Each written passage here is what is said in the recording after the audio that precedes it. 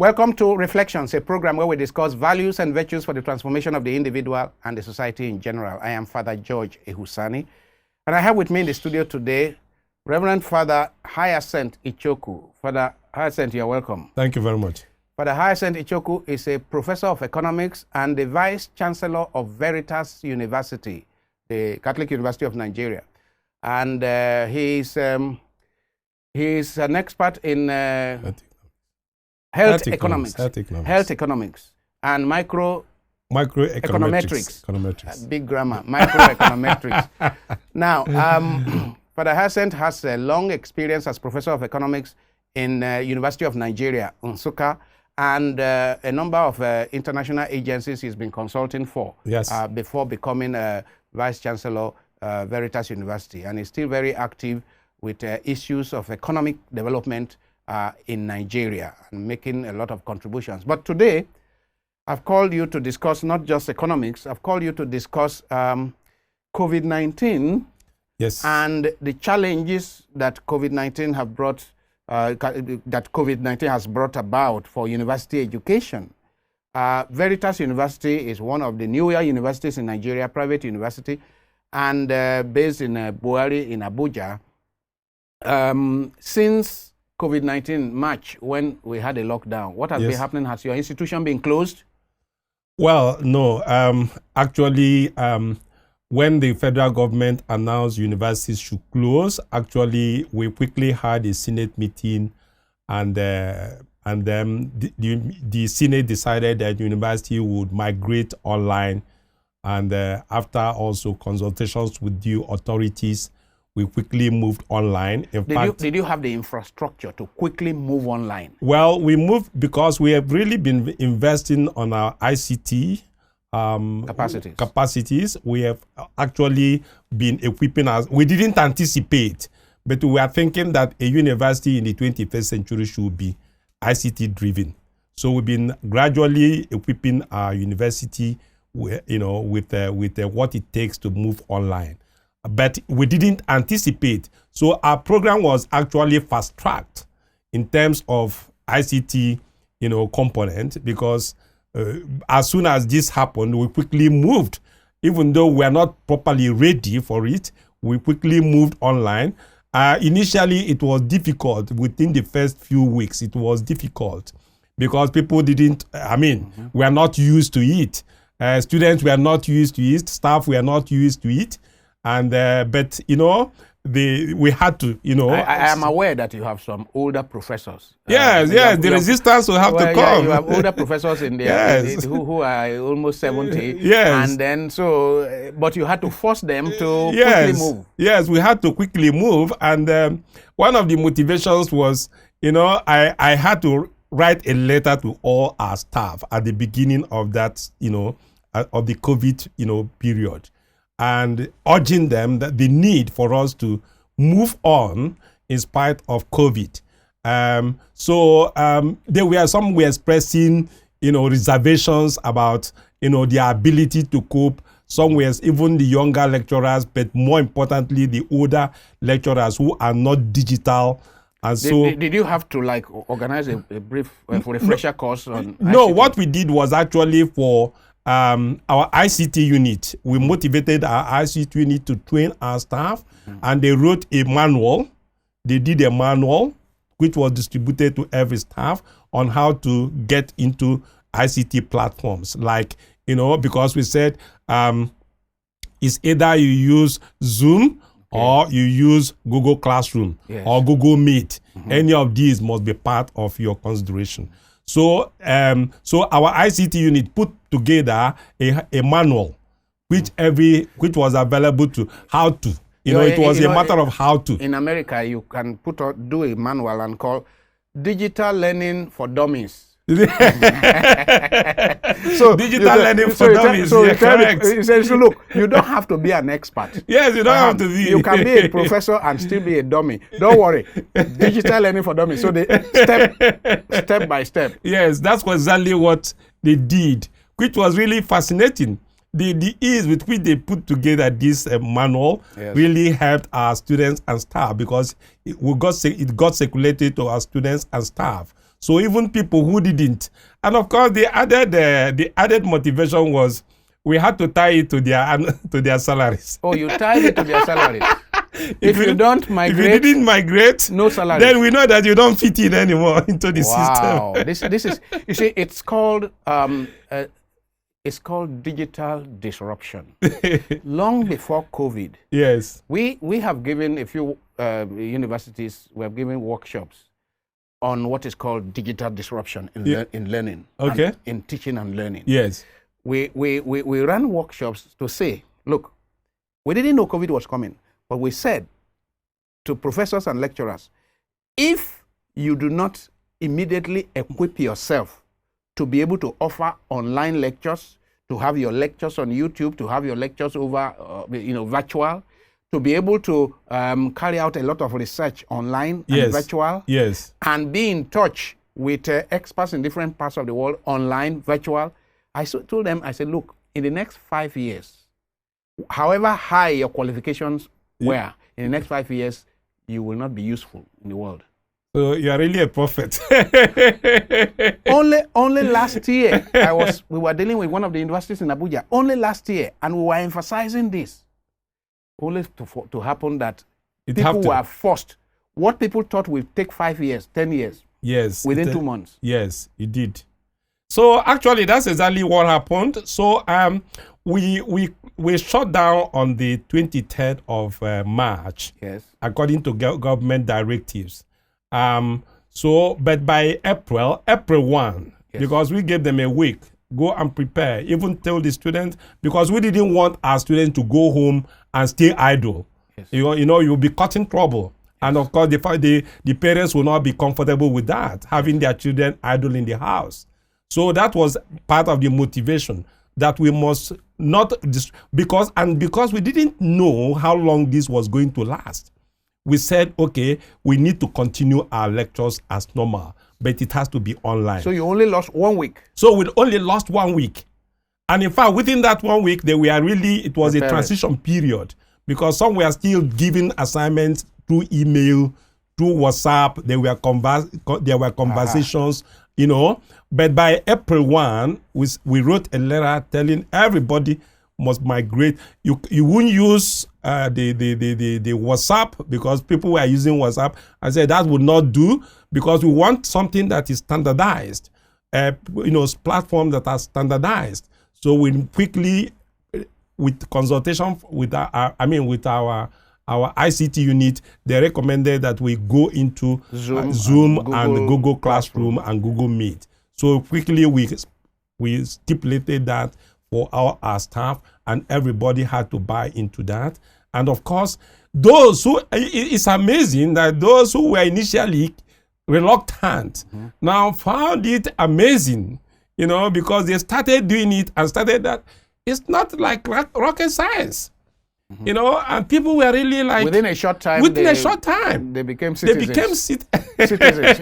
You talk about in the digital world, you talk about citizens and immigrants. Yeah. The young people, 5, 6, 7, 8, 9, are the citizens of the digital world.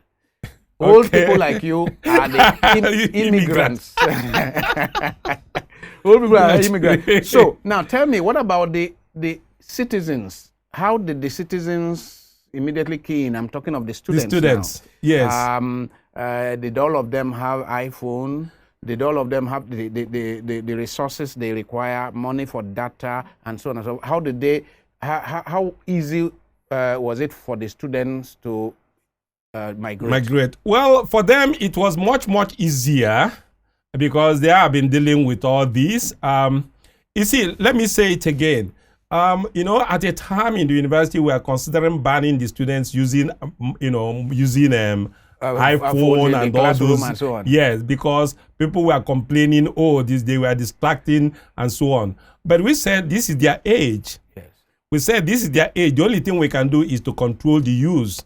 You can't use it. You can't use it in the classroom. You can't use it in the chapel. You can't use it in some other areas. But you go to so they were already used to it, and they were given assignment over time on it. So they were used to it, and so for them it was like an easy migration. And so they did quickly.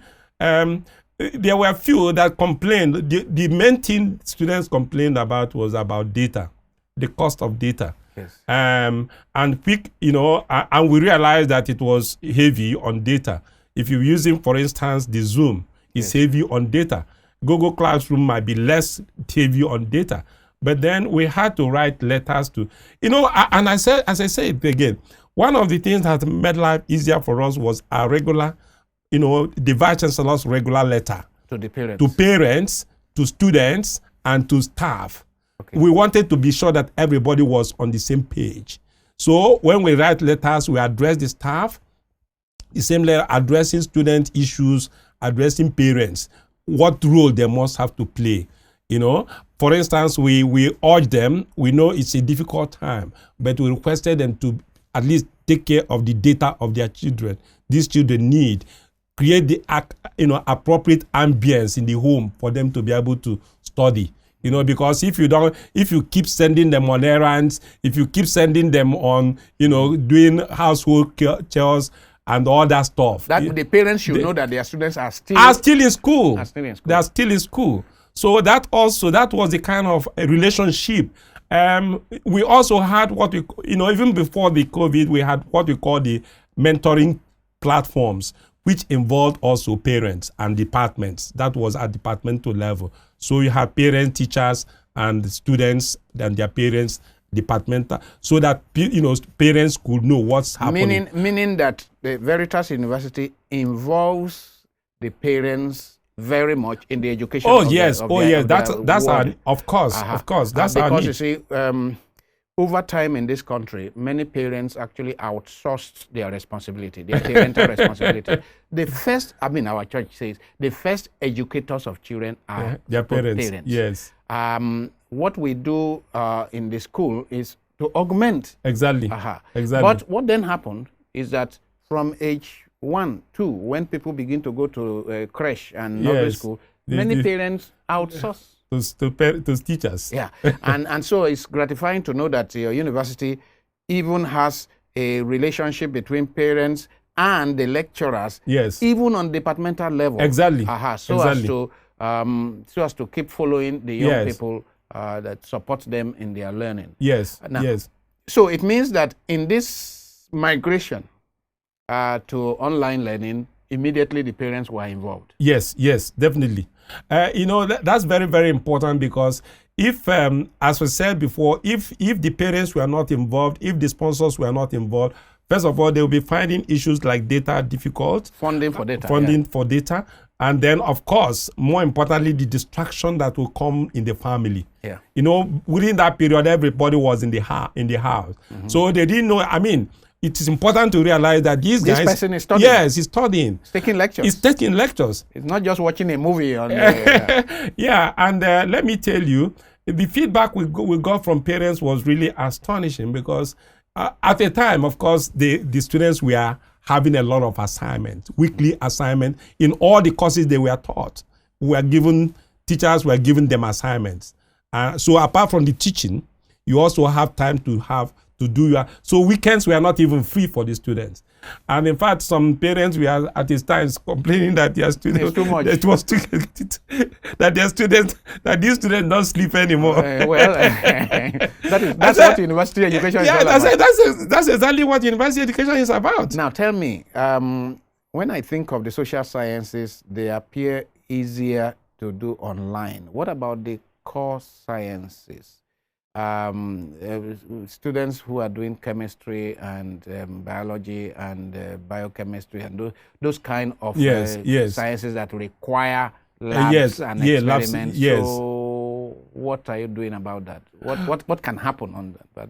Okay, basically, we're lucky that by the time the COVID, they had more or less completed most of their lab components, the lab components of their program. But then again, we also have the demonstrations. The lecturers can do a demonstration online, okay? But then that's a different thing from the student coming back, doing the actual experiment. So the idea is that the lecturer can demonstrate the Yes. experiment online. Yes. And hoping that when the students come back, Beautiful. I am aware, Yes. as you say this, I'm aware that there are universities where even for courses like medicine, Yes. they are taking all the non-clinical courses, yes. to make sure that, okay, we reserve for when the students come back Yes. to do this clinical dimension. Beautiful. That's exactly what happened in our own case. That there was demonstration. You had to do demonstration for the sciences. Of course, if you know that if you mix, chemical A plus B, this will be the result. And the teacher or the lecturer would demonstrate that in the lab, or the lab attendant will help them demonstrate that, and you see it happen. You see the experiment happen. Okay? The only thing left for the students is to come back and do it. Yes. Practically himself or herself in the lab.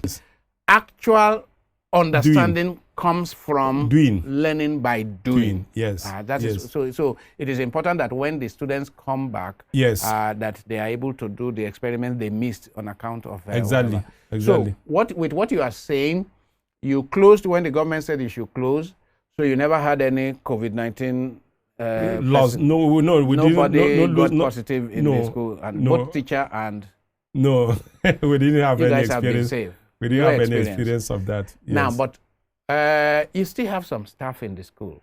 Yeah, no staff were really at home. No, what I'm saying, I mean, you have security, you have. Yes, you have of one course. Or two administrative staff. Yes, of course. Yes, of course. What measures are you taking to ensure their safety while coming to work? Oh well, we have a standard protocol in the university which you must follow when coming into the university. Okay, even from the gate. Of course, the security people will take your thermometer. Experts will take your read your thermometer, and then you do the normal washing, and then sanitizer, and you can't go into the university without your face mask. Okay, so but every hall, every department you're going to enter, you must repeat these protocols.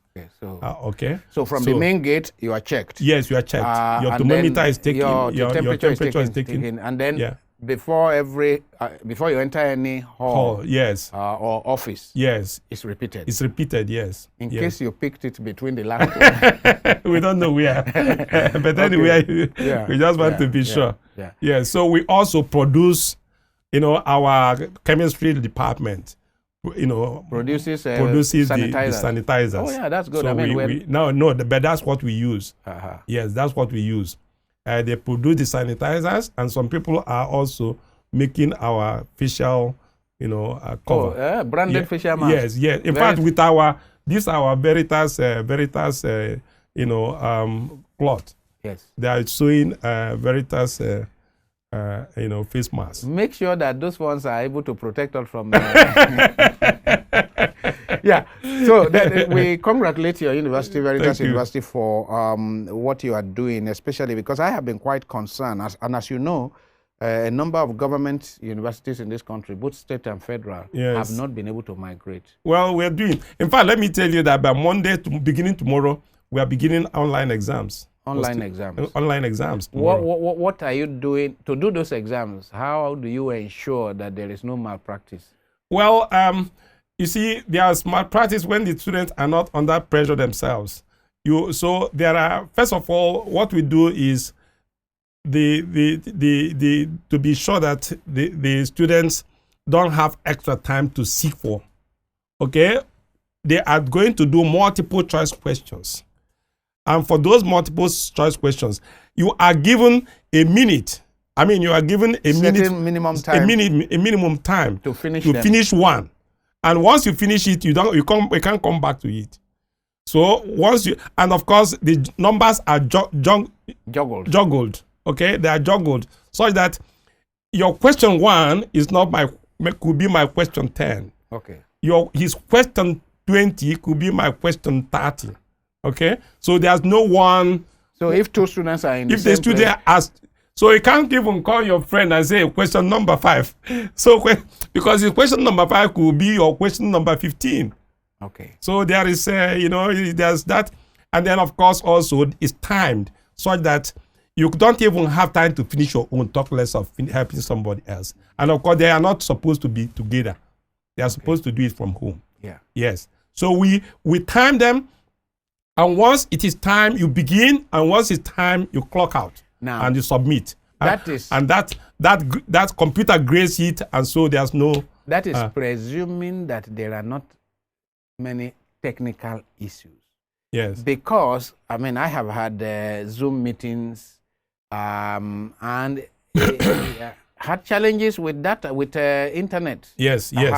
Halfway through my meeting, my internet began to raise some issues. So, or if you have 50 students doing exam, it is okay if it is just a lecture. Yes. But doing exam, and don't you anticipate that you are going to have a number of issues, people calling and say, look, I had technical issue, that's why I couldn't finish the exam? In anticipation of those technical issues, we have had actually 3 mock exams.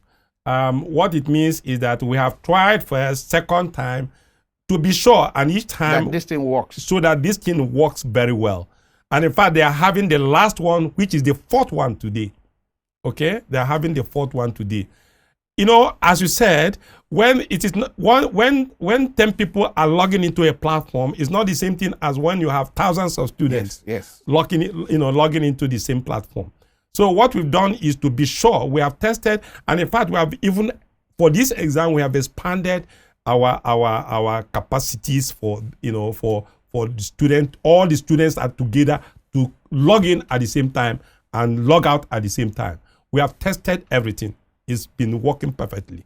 We've had, because initially the first day we did it, it wasn't that we did it with a few students in computer science. Then the next time we involved 600 students taken randomly. Then the next time we wanted all the students and they logged in. The last time they also every student. And it worked. And it worked. So every student is given also a code for that exam. So and that helps us to also monitor who is taking the exam and who is not. So congratulations. We are able to say now that the average lecturer in Veritas University has become digital. Yes. Has migrated. Yes. And it's no longer analog. No, it's not. No, nobody is analog anymore. And that the average student is not analog. It's digital. Yes. And that the university itself has become digital. What about administration? We have been speaking about lecturers and lectures and exams. Yes. How digital has the administration become?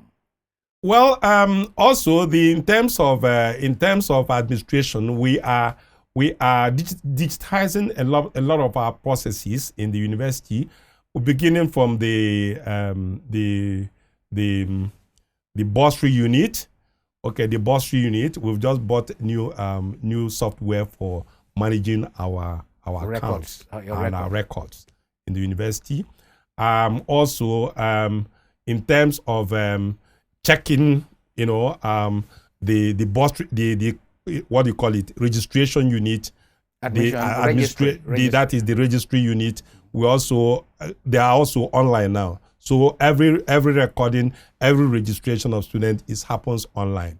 In fact, the next time we want to do is next time students are coming back, you can log in at home and register. Start the registration process. Register yourself at home. It's self-registration. Even choose your bed, your hostel bed, hostel and bed from home. Okay, so that once you come, you just go straight to your bed because you can pay online. You can pay. Everything is on. Then the platform is open for you, and then you pick your. Everything is online. Yeah, and then who knows? We may be able to pick your meal. Pick your next meal. Yes. Congratulations. So the other issue we have also tried to do is, what you talked about, ethical dimension in terms of cheating in exam and all that. We have also, I didn't tell you that even our graduate students are defending online. They are defending. Oh yeah, that is standard now. In fact, we've had about 22 defenses within this period. Oh, yeah. So, but we use Turnitin, which is a common software to be sure that every student thesis passes through Turnitin. So that there's no plagiarism. So that there's no plagiarism. Yeah. Even part of the written exam, the essay exam the students will do, it will go through plagiarism tests to be sure that there is no. And actually, what some universities do overseas now is that they use two of those softwares, two different ones. Okay. So you pass it through Turnitin, and then there's another that you pass through just to be sure that a smart student does not win through. Yeah. So that congratulations, and Thank you. I wish your university success. And we pray that a number of our government universities that are not yet able to migrate will, this is where competition is important. Yes. This is where private universities are giving the lead, are challenging the public universities now to do what we must. And we pray that the government will help the universities to acquire all the infrastructure that they need to acquire, because yours is a private university. Yes. I hope you know that the majority of university students in this country are still attending public universities. Well, yeah, because definitely, because unfortunately that has to be, but it's also important that government, sits up to be able to live up to the responsibility. Otherwise, we will leave the majority of our young people behind. Because in fact, I can tell you over 85% of students are still in the public universities. Yes, and many public universities have not migrated. They have not migrated. Of course, they are still on strike by now. Yeah. And just wondering how they're going to complete the academic year, because they just started the first semester in February before this shutdown. Just before the shutdown. So, and the year is coming to an end, because they had a long strike before then. This is where in every kind of problem the poor suffer. Most. Yes. We pray that our leaders will do what they must so as to get the public universities to meet up with the challenge that the private universities are giving them, in order that our poor students will not just be languishing at home and wasting their lives. Yeah. Thank you. I've been speaking with Professor Hycinth Ichoku, the Vice Chancellor of Veritas University of Abuja, and he's a VC of one of the private universities making efforts in this digital disruption to get the staff and to get the students to meet up with the challenge of the time. So COVID-19, at the end of the day, has come with some blessings. COVID-19 is a big challenge for the world, but as the Chinese say, every crisis is an opportunity and a danger, a dangerous opportunity.